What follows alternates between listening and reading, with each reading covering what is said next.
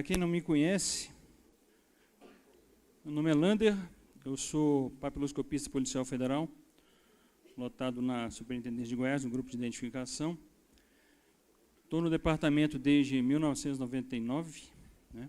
Vou completar 20 anos então de casa e sempre dedicado à questão da identificação. Eu acho importante repassar um pouco essa questão da minha história, até para possibilitar questionamentos e para ver onde é que foi construído, né, toda essa percepção relacionada à identificação. Então, nesse contexto, minha primeira lotação foi Amapá, fiquei 2 anos e meio. Depois fui removido para o Instituto Nacional de Identificação, onde fiquei 9 anos lá. Nesses 9 anos, eu fiquei cerca de uns 6 anos ajudando a direção do Instituto. Dentro desses 6 anos, durante 3 anos, eu fui vice-diretor e chefe de divisão lá, né? Aí, depois disso, fui removido para Goiás, onde a gente está fazendo um trabalho, creio que muito interessante, no grupo de identificação. Com relação à minha formação, sou bacharel em Direito, né? E com especialização em Segurança Pública, Criminologia e Análise Criminal. Porque eu e alguns colegas do Instituto, a gente percebe que a questão da identificação ela é subaproveitada, inclusive, pelos senhores, tá? E aí eu vou começar lançando uma pergunta. Quem conhece o SINIC aqui, por favor, levanta a mão. Para que serve o SINIC? Provavelmente o pessoal vai pensar que é para tirar a folha de antecedentes, né?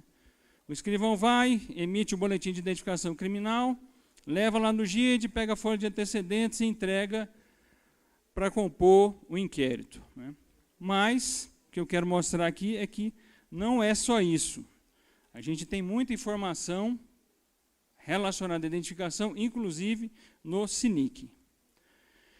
Então, quando a gente está trabalhando essa questão da identificação, o que eu quero trabalhar com os senhores é a questão da identificação voltada para a investigação. Então, a gente pode pensar em 2 troncos, né? A investigação enquanto materialidade, que acho que já é um tema muito batido para os senhores, de preservação de local, esse tipo de coisa, mas também tem a investigação voltada para a autoria. Nessa questão da identificação voltada para a autoria, a gente pode perceber 2 vertentes. Uma que é a confirmação daquele indivíduo, e aí eu vou alertar para um aspecto, na verdade 2. Indiciamento e identificação são coisas diferentes, apesar de caminharem juntos. O colega ontem fez uma palestra aqui, falando do absurdo que é o indiciamento, sem problema para nós, concordamos, porque a gente trabalha com a identificação, que praticamente acontece no mesmo momento. Então, tem a questão da confirmação, que o papiloscopista atua na emissão do laudo, da confirmação e coisa e tal. Mas tem a questão da busca daquele indivíduo que está sendo investigado, que, sob a minha perspectiva, é uma área que os senhores, agentes, escrivães, podem atuar, inclusive, para solucionar problemas aos senhores, que podem surgir para os senhores. Então, a gente tem aquela questão da individualização e identificação. Onde é que eu quero chegar? Identificação é um processo. Então, quando os senhores vão falar do Instituto Nacional de Identificação ou Instituto de Identificação, os senhores têm que entender que é um instituto que trabalha com vários processos de identificação. O nome, por exemplo, o rosto, a impressão digital. Mas, buscando uma segurança, a gente tem a questão da individualização. O que realmente individualiza aquela pessoa? Hoje em dia, o foco maior é a impressão digital ainda, tá? Então, vamos lá. E aí, nesse contexto de um instituto de identificação que trabalha com várias vertentes, eu tenho que lembrar aqui a questão do exame prosopográfico, né? Quando é que ele pode ser útil? Pessoas que trabalham com documento falso. Precisa vincular o rosto de 2 documentos de identidade. Um laudo prosopográfico pode resolver esse problema. O sistema EIFES, que desde 2004 é a tecnologia que a gente exercita, e a proposta do INI é, nos próximos anos, a perspectiva eu acho que é no ano que vem, tem um sistema EIBIS, que é o quê? Que é biometria, ou seja, não vai ser só a impressão digital, mas vai fazer um reconhecimento, uma individualização pela face também, reconhecimento facial. Nós temos o SINIC, que é o Sistema Nacional de Informações Criminais, que deveria, o objetivo dele é mapear todo o histórico do indivíduo, desde o indiciamento até a execução penal. Toda essa história deveria estar mapeada no SINIC. Problemas. Para poder fazer isso, o SINIC precisa de acordos de cooperação. Então, tem estados onde o acordo funciona e estados onde o acordo não funciona. Qual é a realidade de Goiás? Goiás tem um acordo de cooperação com o Tribunal de Justiça, onde toda a informação para o SINIC, para a Polícia Federal, é inserida nas comarcas estaduais e na Justiça Federal. Então, toda essa informação, desde o inquérito policial, seja da Polícia Federal, seja da Polícia Civil, se não for inserida na Polícia Civil, é inserida pelo Poder Judiciário e alimenta o sistema.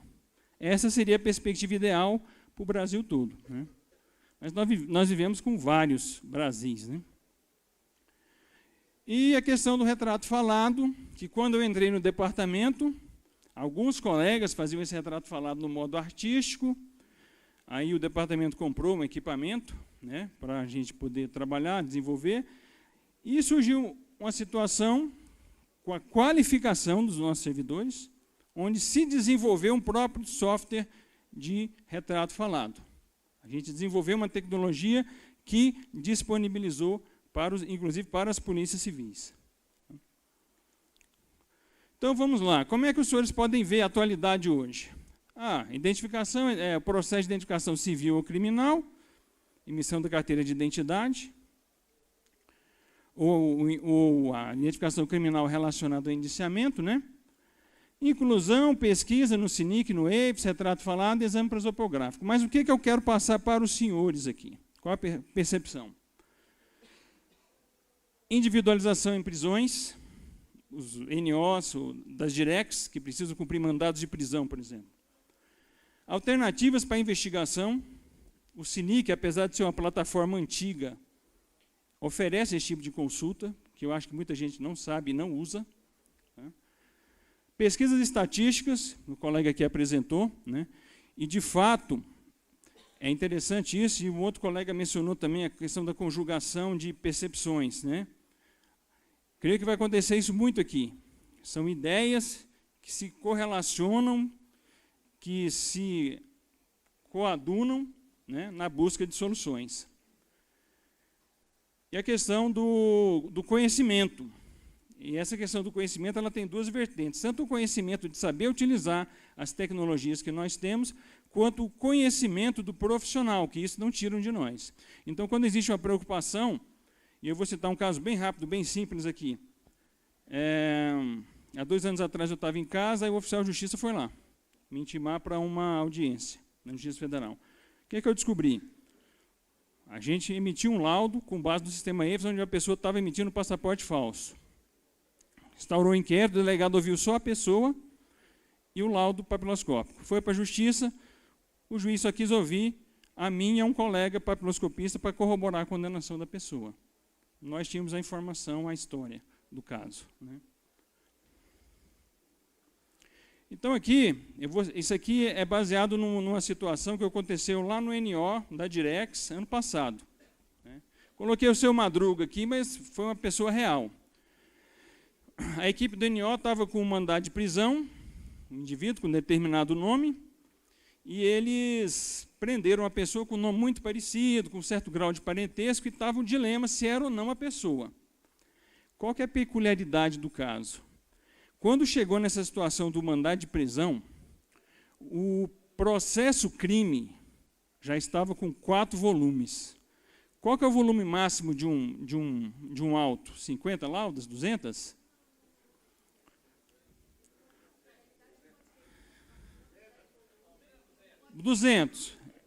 Vão chegar. Então, haviam 200, 400, 600, 800 páginas tramitando na justiça a respeito daquele caso quando a pessoa foi presa.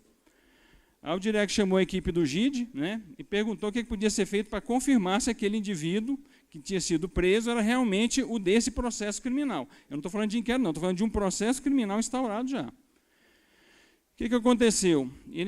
A gente correu atrás e constatou que naqueles 4 volumes, o único elemento que a gente podia utilizar para fazer a identificação criminal era uma cópia da identidade. Pegamos a cópia da identidade e vimos que era do estado de Pernambuco. Ligamos em Pernambuco, passamos a tarde toda lá em cima do pessoal, e eles né, mandaram a informação do prontuário para eu poder checar a impressão digital da carteira de identidade. Quando o Instituto de Identificação mandou o prontuário, a gente descobriu que era Dona Florinda, era uma mulher. Ou seja, 4 volumes do processo crime tramitaram na justiça com base na informação de um documento falso. E onde é que eu quero chegar aqui? Até a necessidade do confronto papiloscópico, a gente nem sabia dessa história, mas os senhores sabem. Muitas vezes, e eu vou avançar aqui nessa questão da falsidade ideológica e da falsidade material. A falsidade material é com os peritos, mas os senhores têm condição de fazer uma análise preliminar a respeito da falsidade ideológica, inclusive para a segurança dos senhores. Então, quando os senhores receberem alguma documentação, não custa nada. Pergunta no Instituto se aquele documento é ideologicamente verdadeiro, os dados batem, para evitar esse tipo de situação. Ou seja, é uma atuação de agentes e escrivães na área de identificação que contribui para o trabalho dos senhores. Tem que avançar aqui. SINIC. Né? Essa é a tela do SINIC, é um sistema muito antigo, mas o SINIC trabalha com todas essas variáveis. Ó, nome, alcunha, comparsas, tipos de crime, endereços, outros processos e realidade estatística. Onde é que eu quero chegar? Os senhores gostariam, por exemplo, de, numa investigação, sabendo o nome da pessoa, ter 10, 15 locais de crime, 10, 15 endereços para tentar localizar esse indivíduo? O SINIC tem. Talvez precise só de uma formatação para ficar mais palatável para os senhores. Mas se quiserem fazer uma pesquisa, pode ser que os senhores achem 10, 15 endereços diferentes para poder procurar o indivíduo. Digo mais, os senhores só têm o nome só tem a alcunha da pessoa, Batata, que atua em Goiás. Os senhores têm condição de pesquisar no SINIC essa alcunha que vai te dar uma relação de indivíduos indiciados com a alcunha de Batata. Os senhores sabiam disso?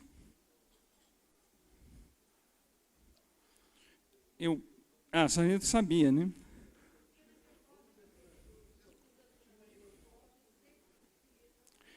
E eu vou mais além, né? Existe um campo chamado PF7, consultas diversas, onde o professor ontem, né, falou da dificuldade que ele tinha de fazer vínculo de pessoas. Nesse campo, consulta diversas, com um pouco de dedicação, é possível fazer uma vinculação. Ou seja, se os senhores têm um indivíduo, têm um inquérito instaurado, têm a data de autuação, os senhores podem fazer consulta, pesquisa diversas, achar outros inquéritos onde outras pessoas estão envolvidas com aquele mesmo indivíduo.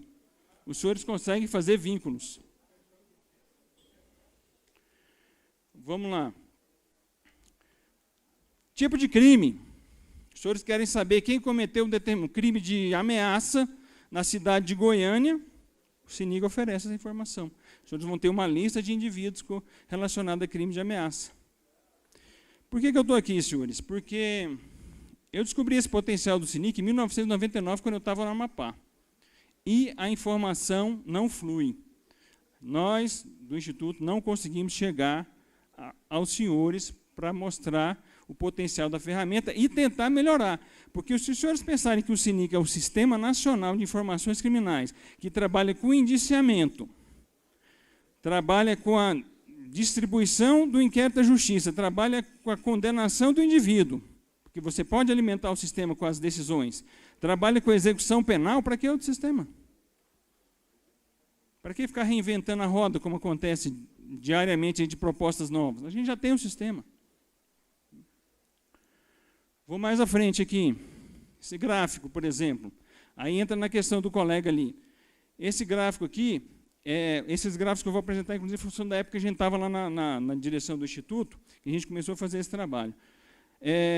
Em vermelho, são indiciados. Em azul, são indiciamentos. Então, por exemplo, esse gráfico aqui mostra o fluxo dos indiciamentos. Não sei qual que é o caso aqui. Indiciamentos em geral, né? De estrangeiros. A quantidade de indiciados e indiciamentos de estrangeiro nos nossos inquéritos. O que falta aqui? Falta a informação que o colega falou, inquéritos instaurados. Que aí a gente consegue trabalhar com as 3 variáveis. Inquéritos instaurados, quantidade de indiciados em inquéritos instaurados, quantidade de indiciamentos em inquéritos instaurados. Essa é a informação que falta, que está no Siscart. Aqui, por exemplo, eu tenho que chegar perto aqui para ver do que se trata, né? Essa aqui é uma tabela, por exemplo, dos países onde tem mais indiciados da Polícia Federal. O que a Polícia Federal indiciou mais nesse período aqui? Paraguai, não é? Paraguai, Peru, Portugal, Uruguai, República da China. Ou seja, essa informação toda a gente tem e está disponível aí. E a gente pode ir além. Variáveis homem e mulher dentro daquele gráfico. Quantos homens, quantas mulheres. Vou tentar correr aqui, pessoal. Distribuição no Brasil. São Paulo. Mas a pessoa entra por São Paulo? Não. Mas o indiciamento é feito em São Paulo. E aí vai entrar no que o colega falou, que é extremamente interessante. Para que serve isso? Para políticas internas do órgão. Tem toda razão, colega. Vou avançar aqui. Esse aqui, por exemplo, foi um gráfico da relação dos tipos de crime cometidos indiciados pela Polícia Federal no período, em geral. Né? Aí eu quis pegar o Rio Grande do Sul e o Acre. Me parece que essa tipificação penal, inclusive, é de tráfico de drogas antiga. Então, por exemplo, no Acre, a maior quantidade de indiciamentos é no tráfico de drogas. Porém, no Rio Grande do Sul era o artigo 334. Eu não lembro o que é o 334. Então, vamos lá. A gente tem uma realidade no Rio Grande, onde no Acre, deixa eu voltar lá. No Acre, a gente tem tráfico de drogas, e no Rio Grande do Sul, a gente tem contrabando. Para que serve isso? Para duas situações. Ou a gente tem que capacitar nossos... Uma das possibilidades que se vislumbra de cara, a gente pode capacitar nossos policiais conforme a lotação, ou a gente está pecando na formação e na investigação de algum outro tipo de crime. Né? Mas isso cabe o quê? A gente tem que ter estatística e informação para confrontar, para verificar, digamos assim, o conteúdo todo.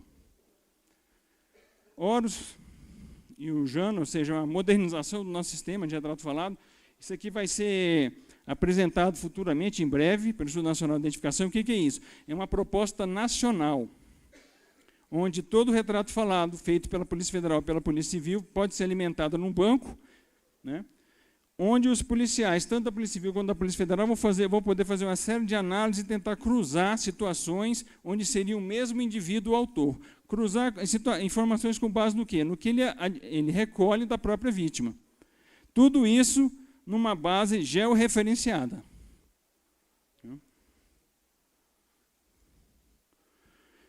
Qual que é a proposta final aqui? Tentar repassar rapidamente isso para os senhores. Espero ter conseguido ser claro na informação. E tentar, inclusive por meio da FENAPEF, uma política que eu quero crer que vai coadunar com uma série de outras palestras que vão ter aqui, como escola policial, né, como fóruns, ou seja, a gente percebe que são vários temas que eles estão se entrelaçando e podem gerar resultado. Mas a proposta é o quê? Permitir que os senhores vejam essa ferramenta e trabalhem com ela. Né, porque é perfeitamente possível que os senhores acessem o SINIC e construam ou um artigo científico ou uma proposta de trabalho com base nessas informações aí. Tá bom? Eu acho que as perguntas vão ficar para um segundo momento, se os senhores quiserem anotar. Tem um colega aqui do INI que vai ministrar uma palestra que vai ter muita coisa onde a gente vai perceber que tem uma inter-relação, assim como em outros temas. Obrigado, pessoal.